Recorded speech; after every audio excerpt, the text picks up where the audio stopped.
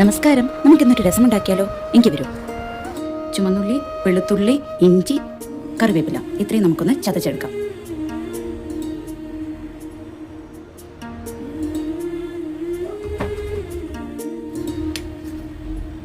ചീനിച്ചട്ടി വെച്ചു. ചീനിച്ചട്ടി നന്നായി ചൂടായി കഴിയുമ്പം അതിലേക്ക് വെളിച്ചെണ്ണ ഒഴിച്ചു കൊടുക്കുക. കടുക് ചേർക്കുക. 1/4 ടീസ്പൂൺ ഉലുവ ചേർത്ത് കൊടുക്കുക. 3 വറ്റൽമുളക്, 1 കറിപ്പ് കറിവേപ്പില. നമുക്കിനി ചതച്ച് വെച്ചിരിക്കുന്നതും കൂടി ചേർത്ത് കൊടുക്കാം. മഞ്ഞൾപ്പൊടി, ഉള്ളിപ്പൊടി 1 ടീസ്പൂൺ, മുളക് പൊടി 1 ടീസ്പൂൺ, കുരുമുളക് പൊടി 1 ടീസ്പൂൺ, 2 തക്കാളി, കായം 1/2 ടീസ്പൂൺ, ചെറിയ നാരങ്ങ വലുപ്പത്തിൽ വാളംപുളി കുതിർത്തത്.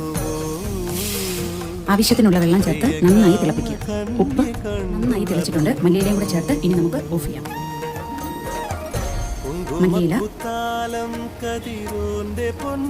ഇത്രയേ ഉള്ളൂ. നമ്മുടെ രസം ഇവിടെ തയ്യാറായി കഴിഞ്ഞിരിക്കുകയാണ്.